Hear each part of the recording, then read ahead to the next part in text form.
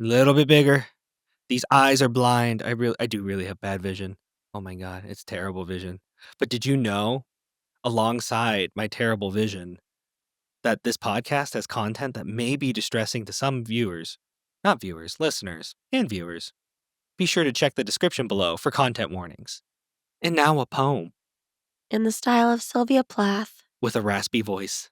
Listen, these words are thin glass, held to the light, waiting to break.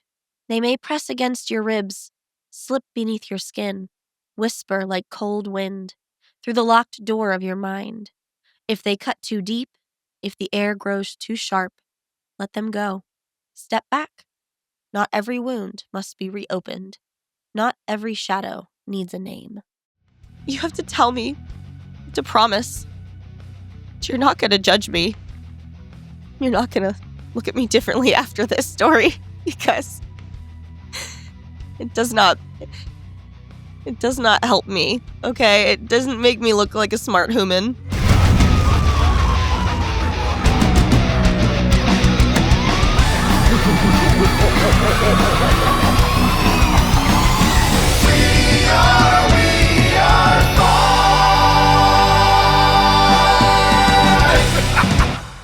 Hey, who's there? Who is that? Who is it? Oh, Lauran, you sound completely different. I do. Why do you sound like, is it Tara Reid from the actress from like the 90s with the really raspy voice? Tara Reid? Yeah. I don't know. Why did I think you were referring to, like, is it Tara Strong, the one that plays, like, Raven from Teen Titans? No, there's Tara Strong and then there's Tara Reid. Oh, there's a cough. That's why. Oh, we're back. That's why I sound like that. I'm sick. How's the cold going? It's not going. It's not going? It's not going. I got a cold, and I got, like, the wheezy deep breaths and the coffee coughs and the snotty nose. It's not a fun time. The snotty snots. But we'll be fine. Blowing nose. I swear there was an elephant in our bedroom earlier, but I guess that might have just been you blowing your nose. It was most likely me. Jordan won't ever admit this, but he likes my sick voice. Are you? No, don't. I'm outing you. Oh, no. You like it when you don't like when I'm sick, but you like my voice deeper like this when I'm sick. I do not like when you're sick. That is correct. I am pleading the fifth on whether or not I enjoy your raspy voice. I'm pleading the fifth. There is no... That means... nothing. Oh, that is not how that works. That is how that works. That is not how that... That is specifically not how that works. See, okay, I'm just pleading the fifth. I feel like here's the thing. Okay. Like, I agree that you should have the right to remain silent. Yeah. Okay, but does it not also sound very suspicious when one pleads the fifth? Ma'am. Sometimes. Especially in a non-consequential situation like this. Where the question is, do you like my raspy, deep voice better? And you plead the fifth. I'm like, yeah, okay, you do. Wow. Now they're gonna come at me now. For what? I don't know. They're gonna be like, no, Jordan, you should like the normal voice. You're a silly goose. And I love that our producer put in our notes, feel free to make the episode shorter since you're sick. Don't feel pressured to push it. No, Rob, we're going to push it. We're going to push it real good. We're going to make this episode the longest episode that we've ever recorded. Listen, honestly, okay, so I called off work today because I literally slept in bed all day. Yeah. I could not get out of bed. And I have this lovely thing right now where if I cough too hard, I throw up. So it's like a combination of illnesses, which is top tier. If I could just paint that picture for you. It should be a superpower. It's not a superpower, I promise. I think it should be. I don't think it should be. Yeah, or at least if I'm gonna get sick, let me throw up something cool that isn't painful and disgusting. Okay. Can I vom cotton candy or something? I just feel like there's a better way. Your obnoxious superpower would be the ability to throw up cotton candy. No. No. Listen, guys, I have emetophobia. Okay, so I have a fear of throwing up, and That includes hearing any kind of noises that sound remotely like throwing up. And for me, that also includes when people burp in front of me or belch I can't hear it. It bothers me. Yeah. And let me tell you, when you don't feel good, your dogs can sense it. And most dogs Yeah. would be like, you know what, my human's not feeling good. I should snuggle them, which is what Duncan did all day. Yeah. But our other dog, Ted, is just a special little guy. Are you denigrating my boy I Tater am Tot? not. I said he's a special little guy. I love him. I love both my dogs equally. I love Teddy and I love Duncan. But Ted be barfin. Be barfing. Ted be No. barfin. I'm sorry. Why? Have you ever met a dog that barfs as much as him? I'm not gonna lie. Okay. Teddy. He's just a puker. I don't know what it is. I don't know Hold how. on. Oh, wait. Okay, to be more listener friendly, instead Yeah. of saying words that are just constantly referring to getting sick, can we Yeah. come up with a fun word for that? What do you want to go with? Instead of vomiting or puking, we can call it floofing, or I don't know, something. But that way we don't have to say that all the time. I like that. I like that idea. So He just floofs all the time. no, I don't like floof. Okay, so I'm gonna be honest. I wanted to try it out and see how it felt, and I'm gonna I feel be like we honest. could do better. Floof feels more Like a fart. I was gonna say shitting your pants, but okay.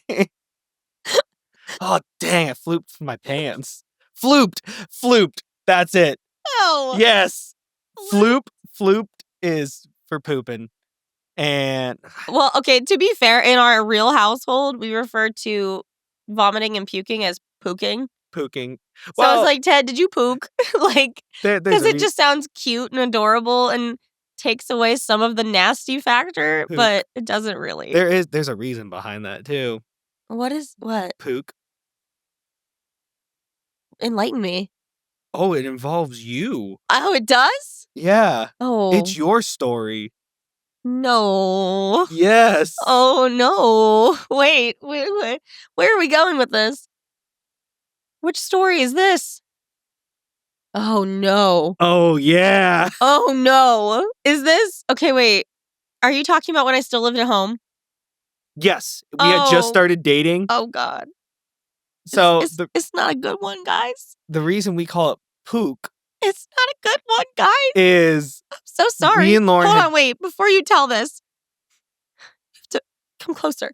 You have to tell me, you have to promise that you're not going to judge me. You're not going to look at me differently after this story, because it does not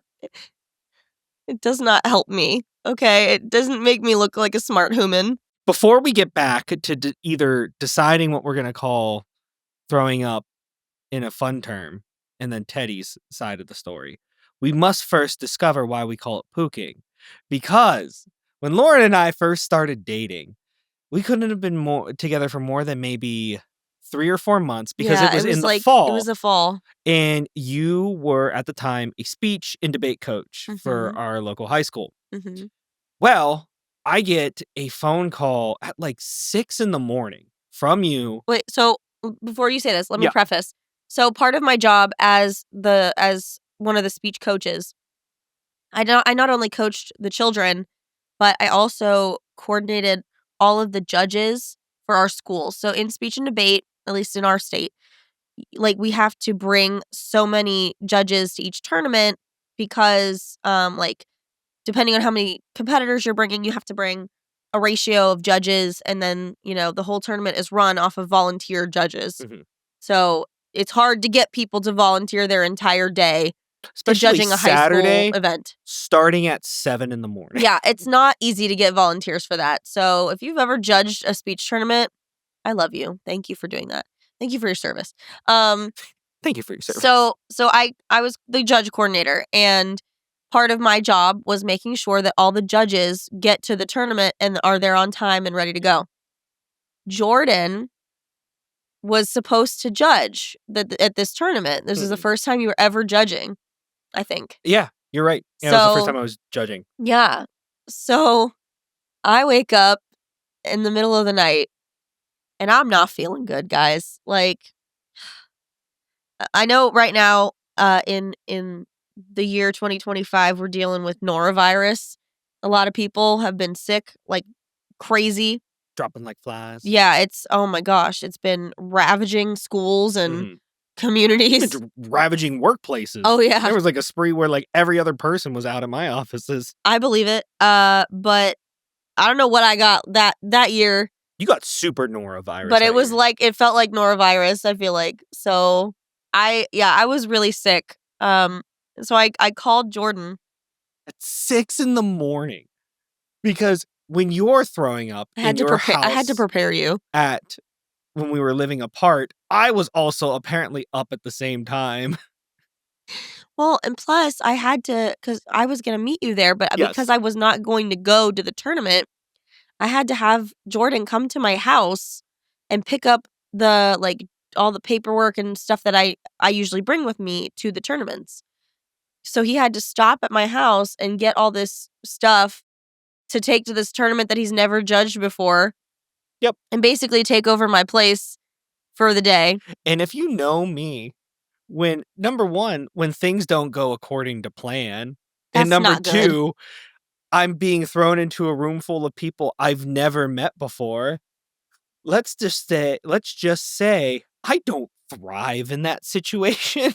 But he was a trooper. He he didn't complain. Nope. And it may or may not have been because we were still in that honeymoon phase of our relationship where, like, he would do whatever I asked him to do. Yeah. Without question. So when I was like, "Hey, you're going to go judge this tournament. I'm not going to be there. Good luck." He was like, "Okay," and like just went along his merry way. So I survived. you did. And then I call you on my way back. And you sound pretty much the same. Did I answer the phone? Because I don't remember. Yeah, you did. You called. I was on the phone with you pretty much the whole drive back. Were you? Yeah, because I drove to your house with you on the phone, and I got off the phone when we got there. Okay. You look like death. Thanks. Yeah, I'm not gonna lie. You looked like death. You were like, "Oh, kill me." I don't particularly think anyone doesn't look like death when they have super the stomach norovirus. flu. Yeah. But my favorite part, and why we call it pooking, is because we hadn't been dating, like I said, for what, more than 3 months? All of a sudden, and Lauran has the bucket in front of her. Guys, with me in the room. I'm so ashamed. I'm sorry, not a bucket, but a trash can with the trash liner in it. With me in the room. She then, like, starts to get sick, proceeds to get up, leaves the basket to puke in on the floor because she probably, I'm going to assume, and I could be wrong, that you didn't want to throw up in front of me. I did not. I'm sorry. I don't think any girl or guy wants to throw up in front of their newly acquired beau. Yeah. Like, no, they don't want to do that. No, I'm going to. Now, that we're is a past that universal point. truth. We've been together for almost a decade, and I'm like, you're going to watch me puke. Like, but you better be there to rub my back. Right. But, like, at that point, I was like, I know you, but not that well. Yeah. And you might think things. So I'm going to go in a bathroom. I'm going to come back to that logic because then what happened was. It was so bad, guys. It was so bad. All I hear is you run down your hall of your old house. You forgot I leaped over a pile of laundry. Because there was my mom. Okay, let me explain to you real quick the blueprints of my family home growing up. So my mom and dad, they built their house. And when they were building the second floor, my mom was like, I don't want a straight hallway. I want it to have a slight bend so it's different. So the hallway went like straight for maybe like 10 to 15-ish feet. Yeah. And then like veered off to the right. And then at the very end of the hallway was my bedroom. And on the opposite end of the hallway was the bathroom. Yep. I didn't have my own bathroom. So Jordan's sitting in a chair across, like, it's like he's visiting me in the hospital. Yeah. He's sitting in a chair across the room from me, as far away as possible. I didn't want to catch your super norovirus bug. I'm not saying that you were doing anything wrong. I also would have been as far away from you as possible. But he's sitting across the room. Oh, and it was a zebra print chair, mind you, because this was 2013 or 15. This is 2015. I'm gonna be honest. The only way to make it more comedic if I had like one of those like big sticks with the little hands on it and was just kind of rubbing your back from afar. So he's sitting in the zebra print chair in the corner of my room, and I just get up and start bolting down the hall. The hamper is on that like little curve of the hallway, and my mom was doing laundry, so she had pulled all the clothes out of the hamper, but just laid them on the floor in front of my bedroom door, not even like giving me room to walk. I had to leap over a pile of laundry, which was not a good thing to do. Do you know what happens when your digestive system is not feeling well and you have to perform an athletic maneuver at high speeds? The velocity of my body. No, hold on. It was. I think it was the impact of the landing. Well, no. I think it was like the what physics term am I trying to use here? I'm still using velocity, okay? The velocity of my body jumping over the clothing. Yeah. Okay, at that point, my bowels are all moving with me. Yeah. In the direction over the laundry. But then as soon as we have a different force, the impact of the landing. Yes. Acting upon my body. It's the property of inertia. An object in motion will stay in motion. It bounced off of one wall of the colon and had to go somewhere else. And it went out the other way. So I'm jumping over this laundry and I hit the floor. And I'm like holding my mouth because I'm going to throw up. But then I just start like pooping my pants Sorry, in the hallway. Flooping your pants? Flooped my pants. Flooped. And I just kept running. I was running to the bathroom. And then I was... My favorite part, hold up. My favorite part is instead of... Guys, this is so shameful. Why am I telling you this story? Oh my God. Instead of you grabbing the trash can that is next to the all I was thinking is, I'm gonna vomit. I have to run. I didn't think grab the trash. Ma'am, instead of grabbing the trash can and sitting on the toilet, you decided to take turns. I threw up into the toilet. Cause that when one has to throw up, you put your head into the toilet and you expel. And sometimes you don't know what you don't know until you know. And I didn't know that it was gonna come out both ways. I didn't know that. And so I'm literally getting sick in the toilet and simultaneously pooping my pants. And I was just sitting there like, oh my God, just strike me down now. Like, take me out, please. Like, I have this boy sitting in my room who just spent the whole day at a speech tournament for me. And he came to visit my sick butt laying in bed. And he had to watch me floof my pants in the hallway on my way to throw up. It was so embarrassing. And I was like, that's it. He's going to break up with me for sure. This is the end. Like, it's okay. It's fine. If he's going to break up with me over a normal bodily function, then I don't want him anyway. And for some reason, guys, he stayed around. Did you really think I was going to leave you after that one? Yes! What other thing could go wrong? Oh my God. That was one of the most embarrassing moments of my life up to that point. That's a big one. No, but here's the worst part. Yeah. That's not the first time that happened. Because ma'am, you've earlier done that in before. the day, yes, earlier in the day, I had done a similar maneuver. Like, I had already... Hold on. Yeah. I am just, hold on. We're getting this live. Ladies and gentlemen, we're hearing this live. Breaking news. You did that twice in that day? Yes. 2 times? Yes. The Because same scenario? You I was didn't learn sick. from the first one? I was sick. No. And I will claim my stupidity, okay? Because honestly, you were the person that taught me to sit on the toilet and puke into a trash can. I shouldn't have had to. When you were in college. Guys, this is why I'm not in any kind of medical field, because don't take medical advice from me. If you have the stomach flu, don't trust that your butt is going to stay clenched. It's not. It's not. Don't trust it. You gonna ruin your pants. Don't trust it. I do remember, just to wrap this story up though, is I do remember it was a pair of, I can't remember if it was American Eagle or Hollister, like, pajama shorts, and you were crying because after the incident, Wait, this was in shorts? Yes. Oh God. Yeah.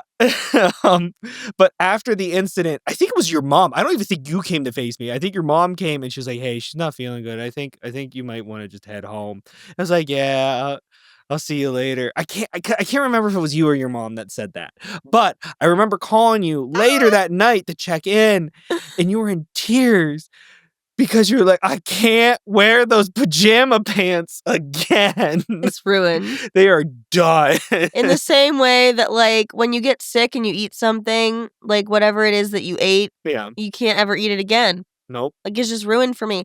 Like, the one time I got stomach flu right after I had eaten, like, the bacon Gouda sandwich from Starbucks, and to this day, I will never put that sandwich in my mouth again. I just won't. God. I can't do it. And, like, I'm sorry, but, like, guys, everyone poops their pants. I just want you to know that. So don't be ashamed if you've ever had the stomach flu and also pooped your pants. You're not alone. And I was gonna say, after that story was when we determined that flooping and Pooping and puking is now pooking. So, But we referred to the dogs throwing up as pooking. Yeah. Also, just because I get grossed out by it, and Yeah. so it helps me to call it something not gross. So what did Teddy do to you though to determine that, to bring it all around, that can we come back from that? I don't know if we can. I don't know that there's there's no a on ramp? comeback. No, there's no. We're going 88 miles an hour down this road. We're gonna find out where we're gonna be in. I guess, man. Oh my God. I you know, just when I think nothing funny ever happens to me, you find a way to bring it all back. Oh, I do. Well, I think to be fair, the next time we do a solo episode, I should have to tell my worst story of doing something similar. See, but that's not fair because you have a disease that causes that to happen. I just got sick and didn't know to use a trash can, okay? So you get a pass. But I do think my story, in retrospect, for our next solo episode, is both, it is simultaneously the day I look back on as the funniest day in my life. Like, I think just, like, it couldn't have gotten any funnier. But and also the worst. The worst day in my life. Oh my God. Guys, I hope you know that when we were trying to come up with a name for this show, a common theme kept coming back up. And it was just that every time something good happens, something equally as terrible also happens. Yes. Or like, you know, I would venture to say we have a great life. Yeah. Like I'm very happy with the life that I live. I love my friends and my family and, what I do for a living and all that. I feel very blessed about my life. But I would be remiss if I didn't talk about all the garbage that we have to deal with sometimes. And it's like, that's where the whole premise of this show came from, is just laughing about all the crap we have to deal with. No pun intended. But I hope none of my students listen to this show because... How are you going to look them in the eye? I won't. I will never look them in the eye again. Oh, no. Listen, everybody poops. Sometimes in your pants. Yeah. Sometimes on the floor. Sometimes Sometimes in a toilet. Sometimes in your favorite, I think it was Hollister brand pajama bottoms. Sometimes in your favorite pajamas. But, you know, we're fine. We're fine. We're fine. I think, Oh. so was that the high of your life or the low of your life then? Okay. Low. Low. I was sick and I ruined my favorite pants. Yeah. And I pooped in front of my new boyfriend. Okay. Hi. He was a decent human being and didn't break up with me because I was sick. Look at that. So I'm gonna fight this guy. He's coming for you. I'm gonna fight him. 10 years later. And I think we both have equally disgusted and delighted each other. Yeah, that's the one thing with marriage is at some point, like, the mysteries just There is no pulled mystery. away. It's like that one line from This Is 40 where Paul Rudd's Are you talking character. about the hemorrhoid scene? Yes, Paul Rudd's character is No. looking. He's like looking with a hand mirror at his butt because he thinks like there's something there, and he asks his wife to check for him, and she's like, "Can we just keep like one shred of mystery in our relationship?" And I'm like, with me and Jordan, no, Nah. there's no mystery anymore. I think that was gone on like year 3. It was just finally Year eroded. 3, Yeah. I think. No, I think it was gone much sooner than that. Much sooner. It was gone in month 4. Month 4. Yeah, it was gone the moment I pooped. So No, because I don't think I had pooked or done anything like that yet. So no, because that was okay for before, because we'll go into more of this when you want to. But Yeah. for like the first 2 years of our relationship, you were in remission. Yep. For a while. And or even longer than that, I feel like. It was maybe 3 or 4 years. Yeah. So, yeah, because I remember at one point when you actually, like, when you got sick again, you were like, "You didn't sign up for this." And I was like, "What are you talking about? I knew about all of this." Yeah. And you were like, "But I wasn't sick when we got married." And I was like, "Okay, like, what? You got sick so I don't love you anymore?" Like, why are you saying it in a transatlantic accent? You didn't sign up for this. When will I see you again? Oh, never, never. Oh my God. But yeah. So anywho, I'm sick. I didn't say it. You said it. No. Ow. Another ow. I'm sick, and Ted always, he always wants to add. He wants me to feel better by knowing that he feels worse than me. So How's that make you feel better? So he's like, if she realizes how sick I am, maybe she'll feel like, oh, I'm not that sick. Like we said, with Ted, he's our special boy because like he's just goofy. Like He is. He's like he has weird ways of He's such showing a you love and grumpy affection. old man. He is. And he has weird ways of showing you love and affection. Like this dog does not want you to stop petting him, and his way of telling you to not stop petting you is like punching you. He's Yeah. like, yeah. He'll scratch your legs off if Yeah. you're not paying attention to him. He'll just like constantly. But he won't do like Duncan will do it like soft. Yeah, Teddy, no, he smacks you. Teddy's like Rocky Balboa. It is just like wham. Which is funny because Duncan is our Bernedoodle. He's Yeah. like an 80-pound dog, and Teddy's like a 50-pound little Aussie Shepherd. Yeah. But he's got a fighting spirit, man. He's got a fighting spirit. But yeah, but Duncan has a gut of steel. Teddy has a gut of glass. Like he will just. I don't think glass. Yeah, I think of a plastic bag. Okay, we'll go with plastic bag. Like he just, because the problem is he likes food, so he'll eat all of his food and then he'll turn around and poke it all up on the floor. Yeah, I've been on the receiving end of that. It is not fun. Yeah. So my favorite's when it doesn't even digest. It just comes back up and it's just still whole chunks of dog food. I'm sorry, this episode got so gross, guys. We honestly, we did not intend to talk about this today, but I mean, it's been a fun time.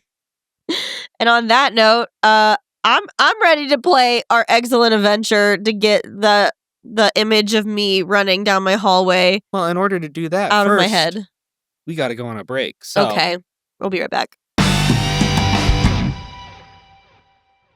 We're back now.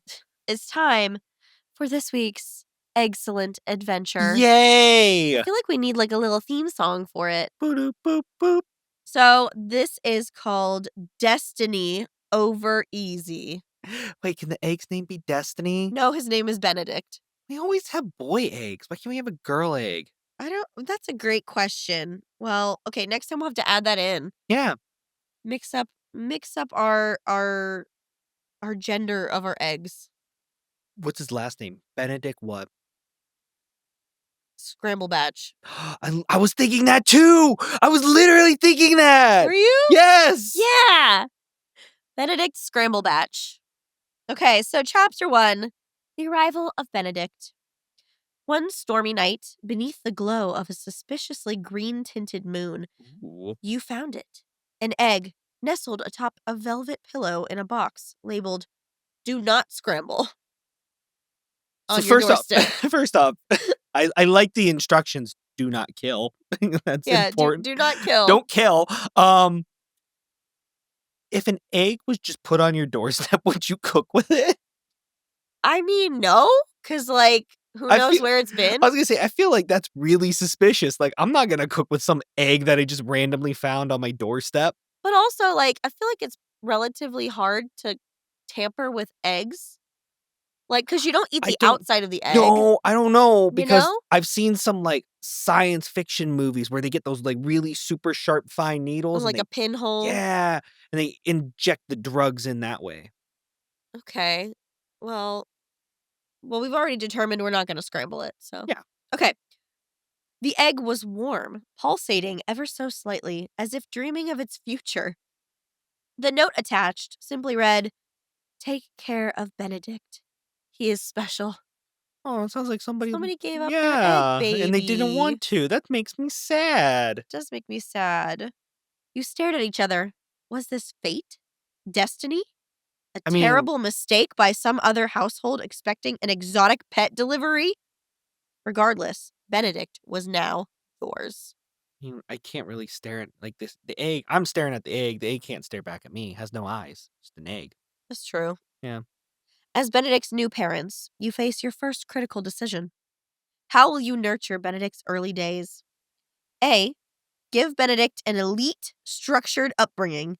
You build a small egg academy in your living room, complete with flashcards, motivational posters, and daily enrichment activities designed to make Benedict the most accomplished egg in history. Okay.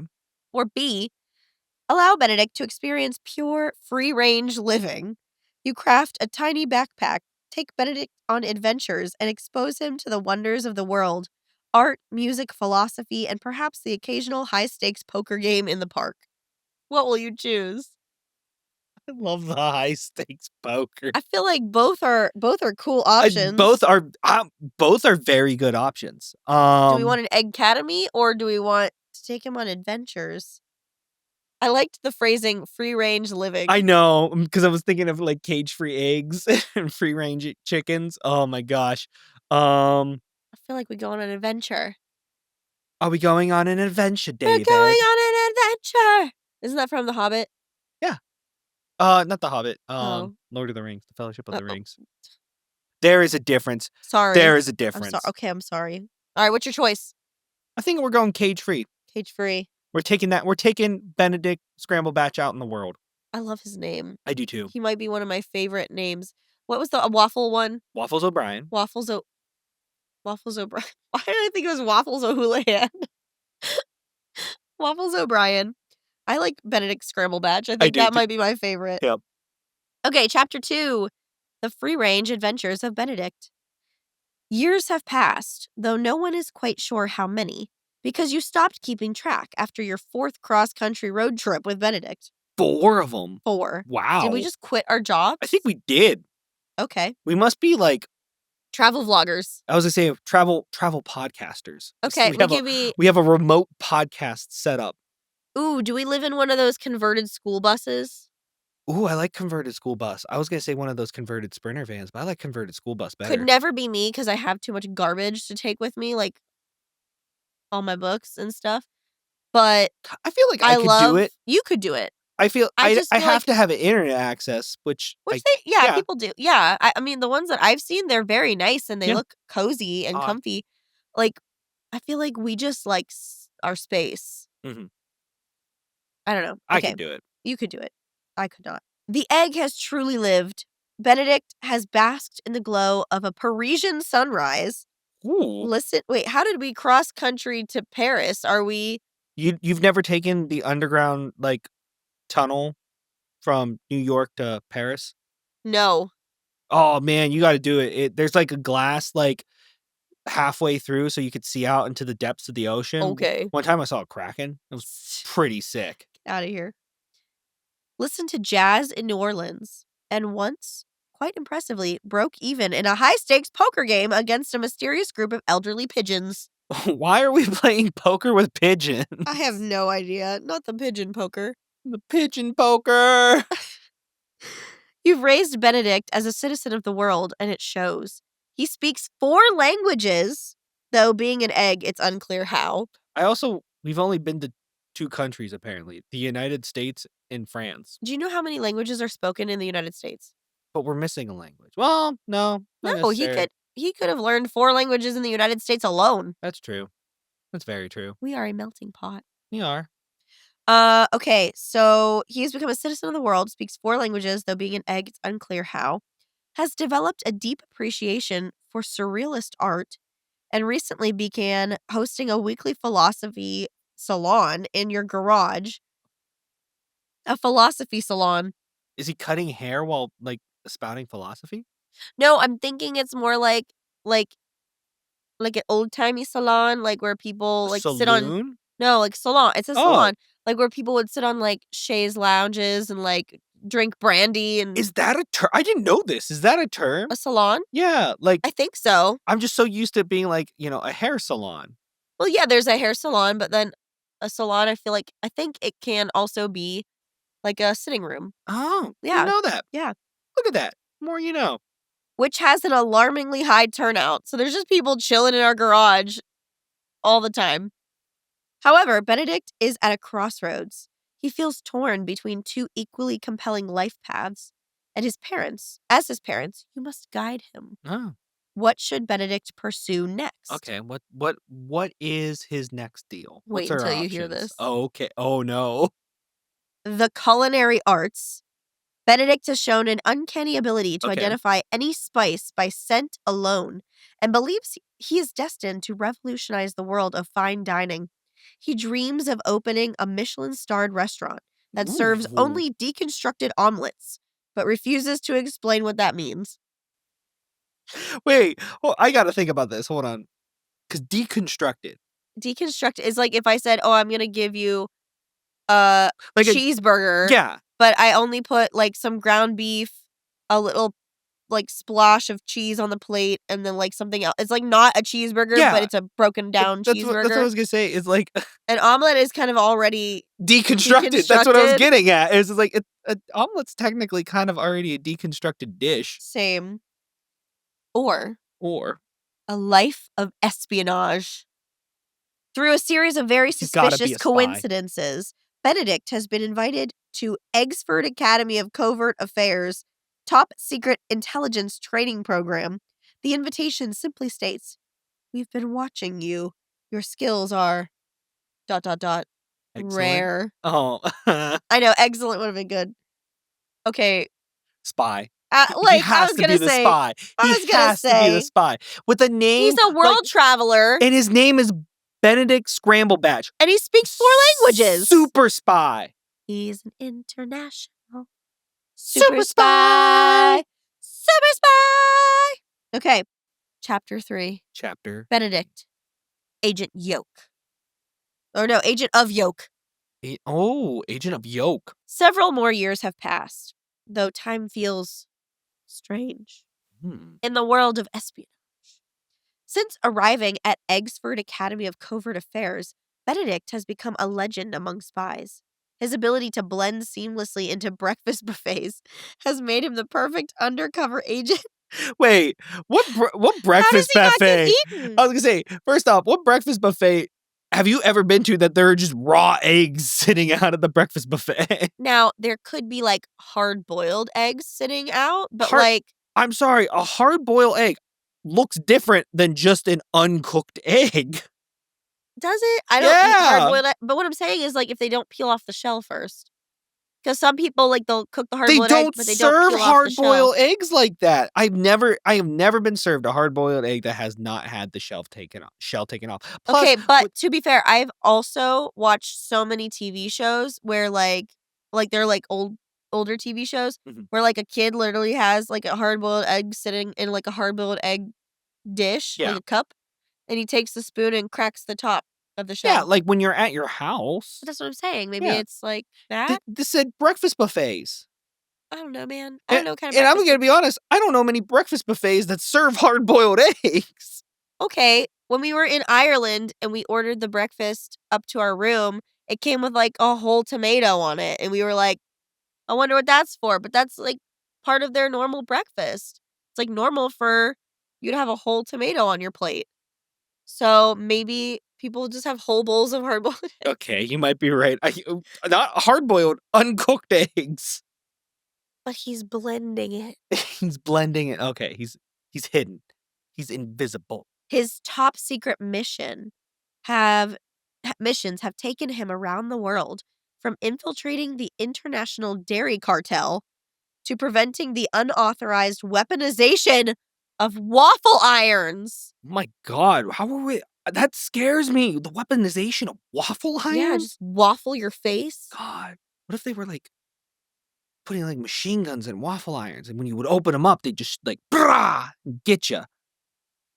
I feel like what how often are people using waffle irons that would be a tactic that I am sure there are people who are the targets of nefarious spy plots where the bad spies would use them as tools. Like you're just you're the good spy and you're like, I want breakfast today. My kids want some fresh homemade waffles. You open up your waffle iron, blam! Dead taken spy. out. Taken out. Spy games.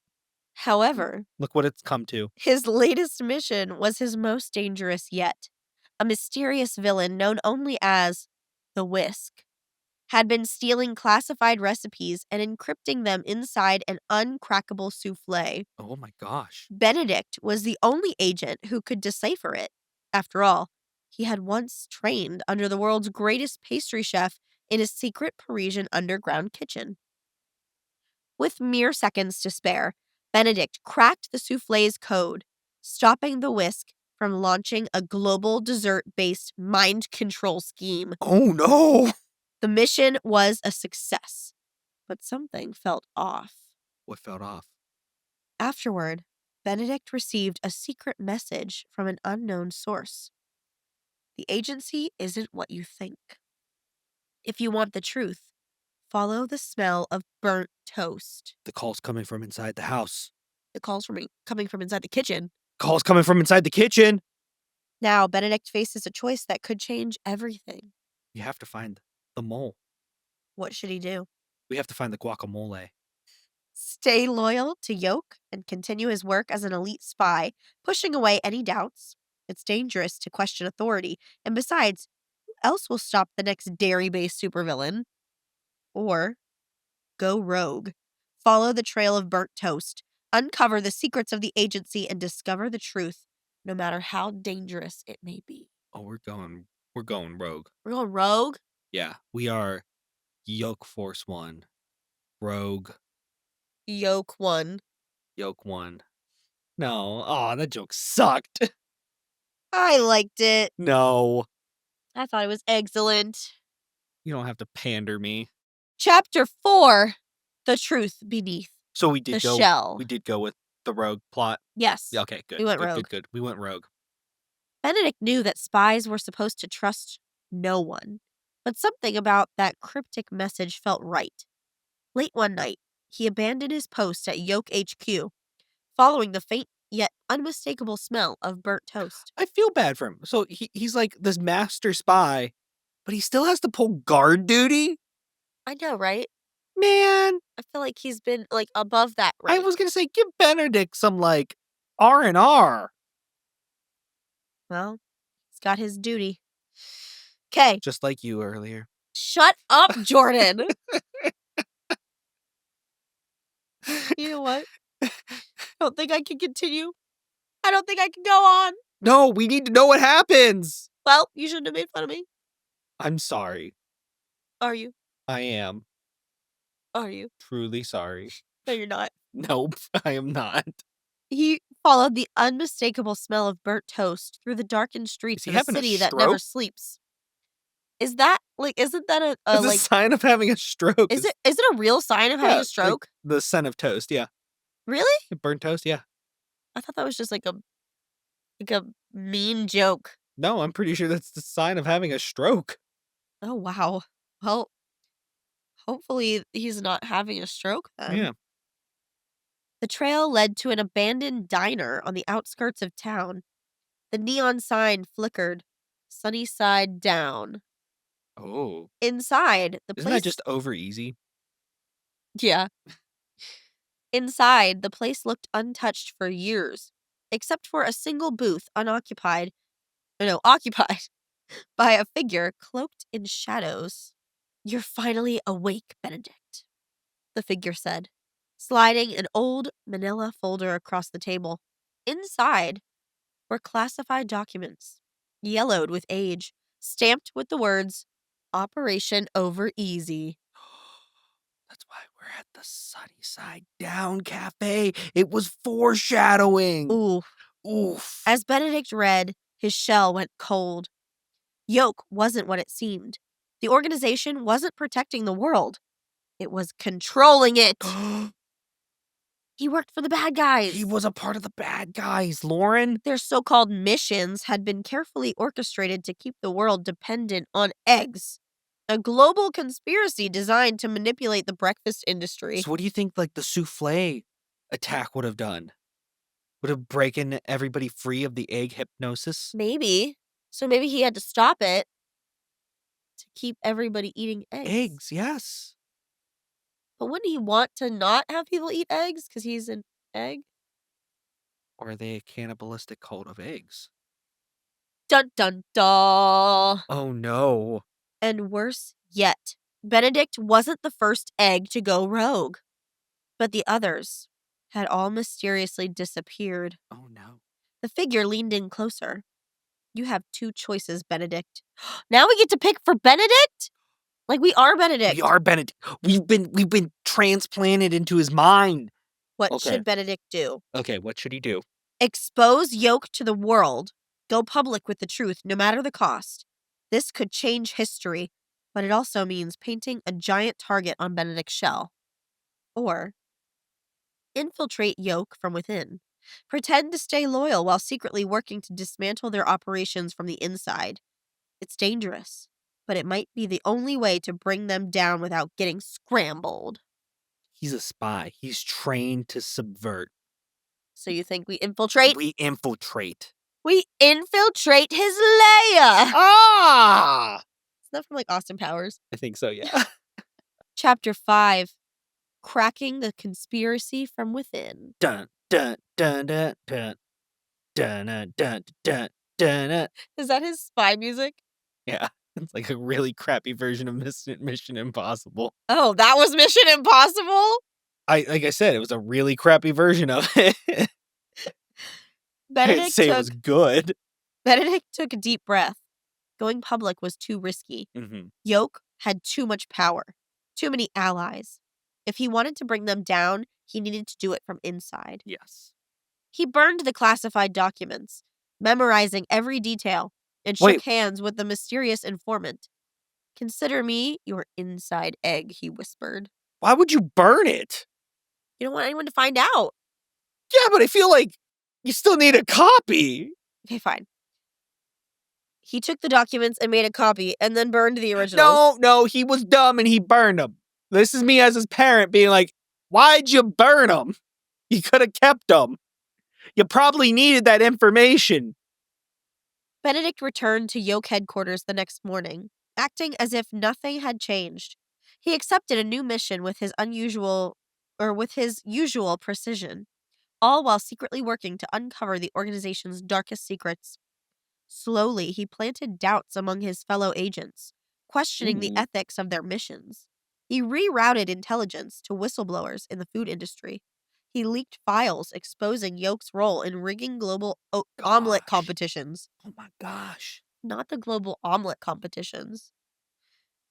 But just as he was on the verge of exposing their greatest secret, disaster struck. What happened? What happened to my boy? Benedict received a coded message from his only ally, the informant from the diner. It was just Wait, one line. They know. I'm also concerned that his only ally is a man he's met once and doesn't even know the name of. Yeah, that's a little bit concerning, isn't it? Yeah. I'm a little concerned about Benedict Scramblebatch's choices here. Alarms blared at Yolk headquarters. Benedict's cover had been blown. With seconds to escape, Benedict grabbed one last classified file. Wait, so he's grabbing the classified file now, but he burned the first one? Okay. Benedict, come on, we gotta make better spy choices here, man. Sprinting toward the exit, but he was met by Agent Poacher, Oh gosh. Yolk's deadliest enforcer. Oh no. You were a promising recruit, Benedict. Poacher sneered, cracking his knuckles. Not in the middle of the fight. You were a promising recruit, Benedict. Poacher sneered, cracking his knuckles. Shame it has to end like this. Oh gosh.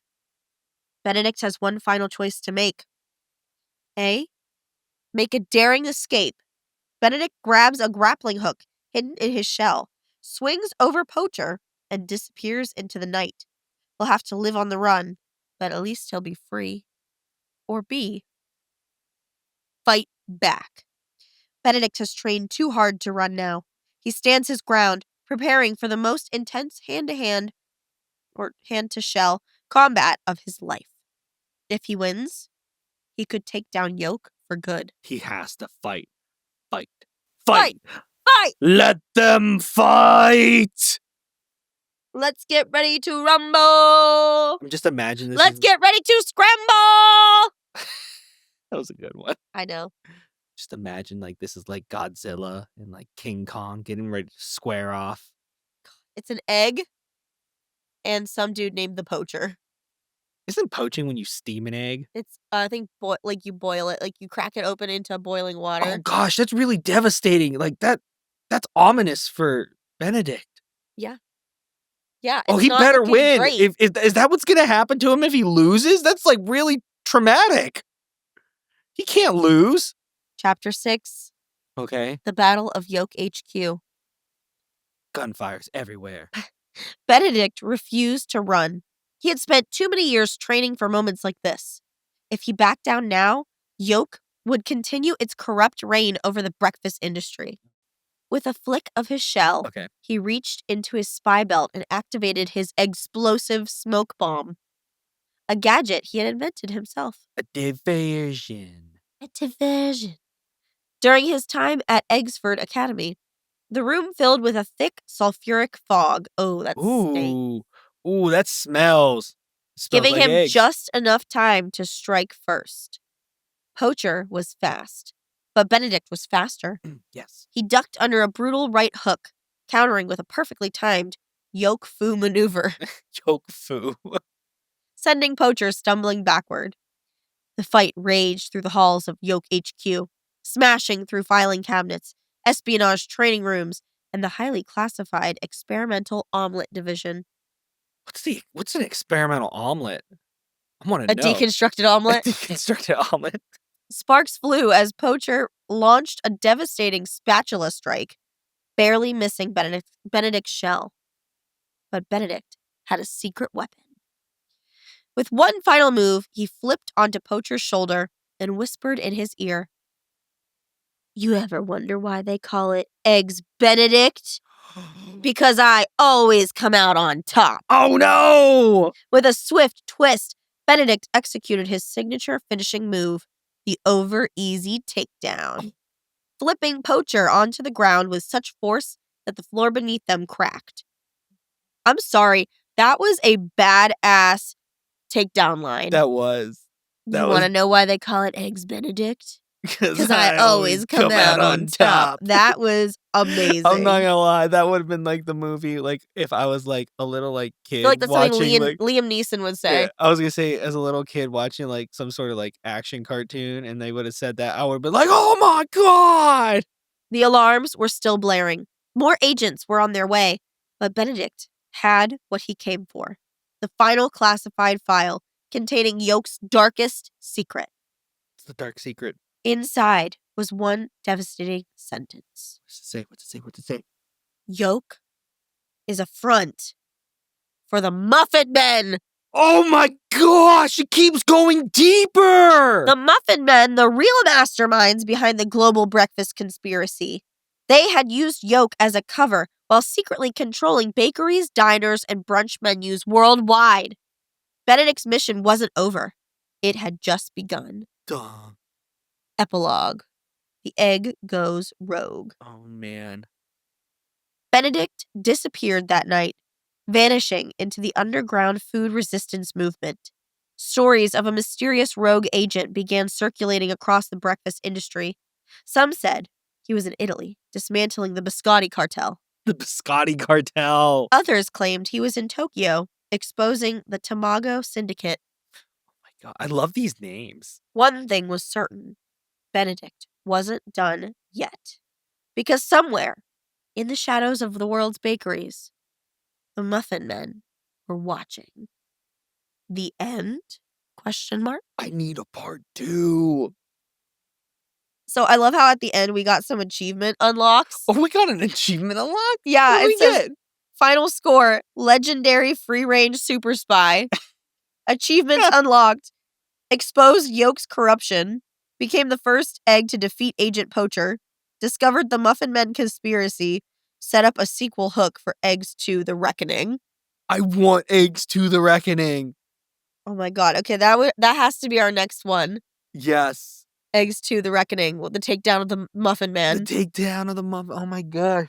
Okay, my so God. we need a picture. Yes, we need to see. So send the request to see the photo of Benedict. So I'm going to ask it to generate an image of Benedict fighting Agent Poacher. Okay. Because, that scene was incredible. So let's see what they come up with. Oh, come on, come on. I, want this to be a movie now. I was thinking that during, like, the entire thing is there's totally a framework for, like, a script in there and everything. What? Hold on. Oh my gosh! Wait until you see this, guys. Yes! We have Agent Poacher, who just looks like a egghead dude. But he's got a beard kind of going on. Or a goatee. He's got a goatee. He's got some, 5 o'clock shadow. It's not even a whole goatee. Yeah. Then he has these, those finger gloves, but, a whole fork coming out of one of the finger gloves. It's probably, like, a hidden weapon that he goes to punch like Wolverine. And he's like, oh, I'm going to block it. And he, like, flexes a muscle and it shoots a fork out. And then we have Benedict, who you could see the yolk as his face. And he's got these cool aviator glasses on and a spy suit. And he's just doing this. He's getting ready to high kick him in the face. Yeah, he's about to high kick the guy right in the. That guy has giant eyebrows. He does. He kind of looks like Gru. I was thinking it. He looks like a skinny Gru. He does. He looks like an athletically built Gru. And then the building itself is nothing special, but just this just like karate move or Yolk Fu move. It's pretty impressive. Even the one it came up with before. It's just adorable. He's just a little brown egg in the street. And look, there's the guy. Oh, is he hidden? Oh, he's in the background. So oh my gosh. I actually had it make 2 images. The first one is just of Benedict. And then the second one was him fighting Agent Poacher. So the first image of Benedict is just kind of cute, but then we have the informant guy in the background. What is this thing? Oh, it's like a spy drone I'm going with. It just looks like an umbrella on a spider. It's a spy drone. A spider drone. Wow. Did you come up with that on the spot? Yup. I could tell. Okay, I think this one was the coolest story yet. We have to come back to This Benedict. has to be a sequel. It just has to. This we need to save this Chat GPT log. Like, Yes. don't delete that because I definitely, even if we don't do it on the show, I want to do that again because that was incredible. Oh my god. I wonder if there's something deeper than the Muffin Man. Maybe the president knows. I think I'm okay, but the Muffin Men Yeah. making a front, like putting it's like the Chick-fil-A cows saying Yes. eat more chicken, Yeah. you know? Like, of course they would have But really Yolk behind the headquarters cows. and they're trying to get people to eat more eggs and stuff. But I was to say, but this goes deeper. This would be like, yeah, there's the cows that say eat more chicken, but behind the cows are the turkeys who are trying to cause conflict between the cows and chickens, trying to get everybody to eat either cow or chicken Guys, this is and deep. take off the worry of turkeys being eaten. That's the same sort of thing going on Guys, here. this goes so much deeper than you and me. Oh yeah. I'm scared for the breakfast industry. Because what's better for muffins than, because don't you have to put eggs in muffins to for the Egg McMuffins. Egg McMuffins?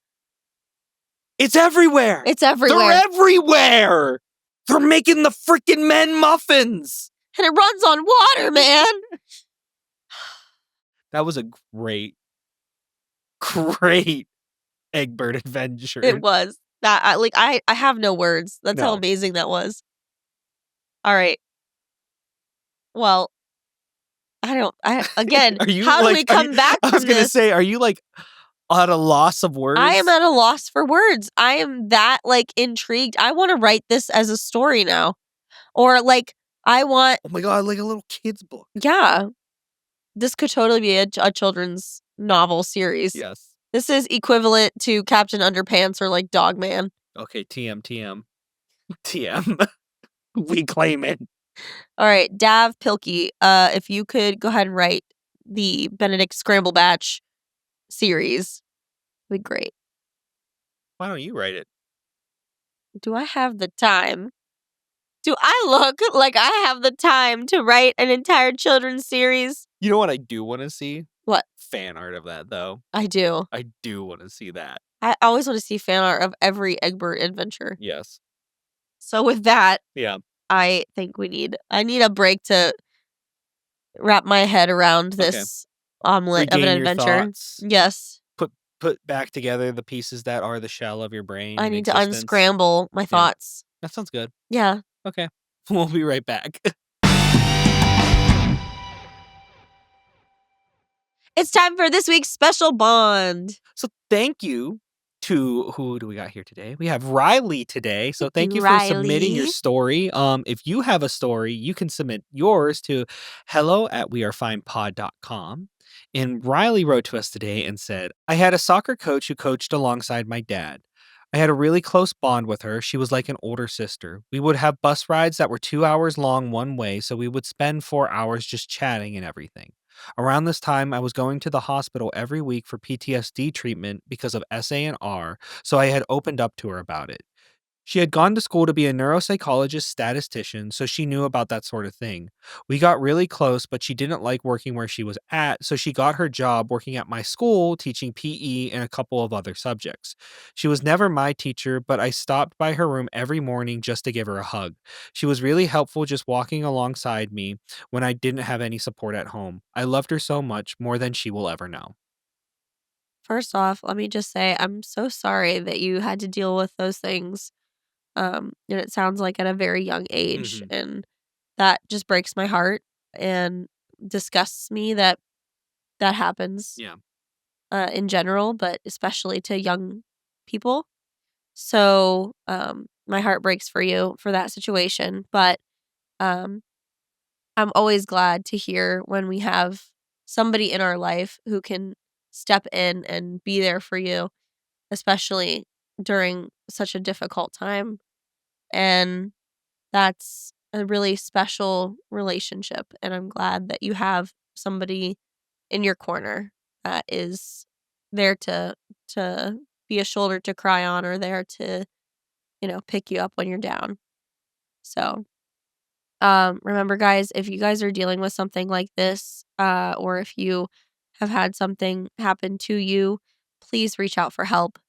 Whether that is a trusted adult or whether that is, your local authorities, please reach out for help.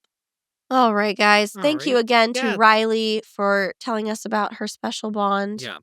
Um, if you would like to share your story with us, a special bond with maybe a person that was important to you in your life, doesn't necessarily have to be a teacher either. Yeah.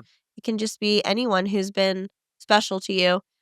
You can do that once again at hello@wearefinepod.com. We'd love to read them on the show and share your story. And also, we want to know how the show is going. Yeah. I don't want your comments on how I pooked my pants, but Oh, I think that would be really funny to see. yeah, you think? I mean, from where I'm sitting, it'd be funny.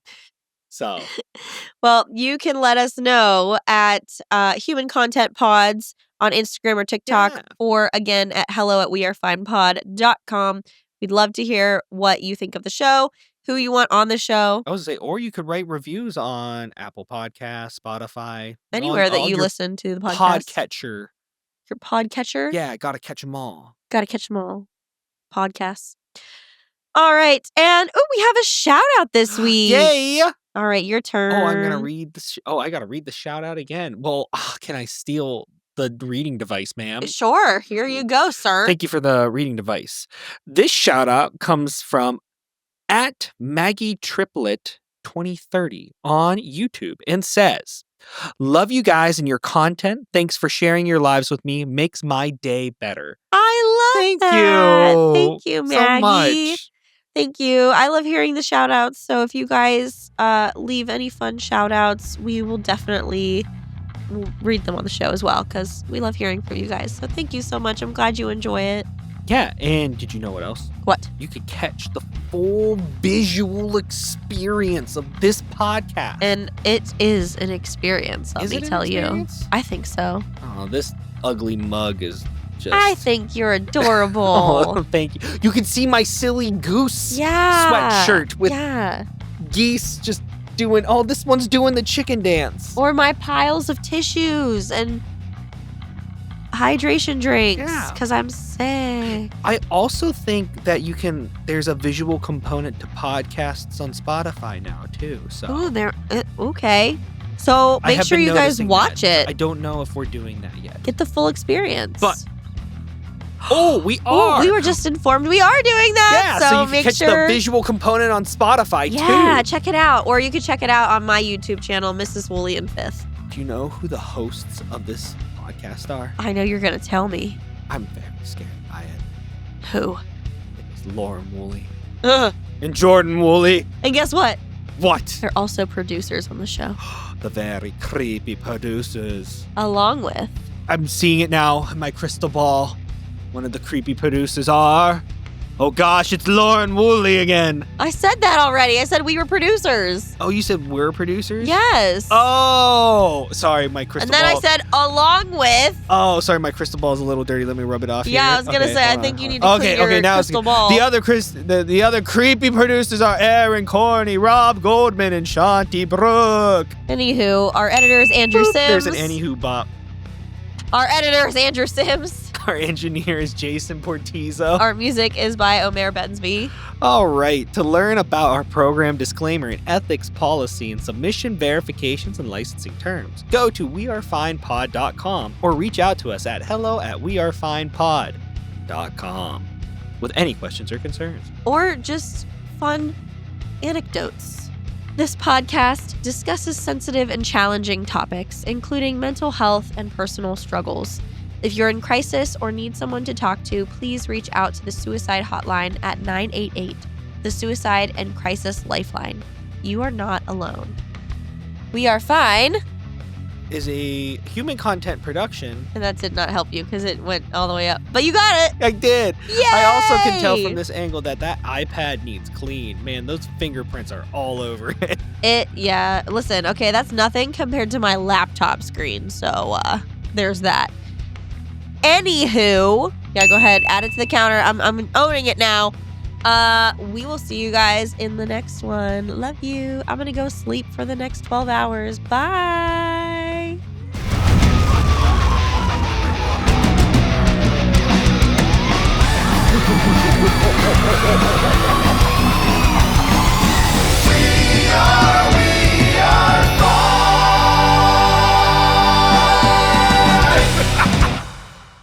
Hey, you. Hey. I love that shirt you're wearing. And you know what would go great with that shirt? What? A nice big virtual hug. And you can get that by hitting some of these buttons down here. Subscribe, like, comment. We'll give you a big old virtual hug. Thank you so much for listening, and we will see you guys next Wednesday. Bye. Bye.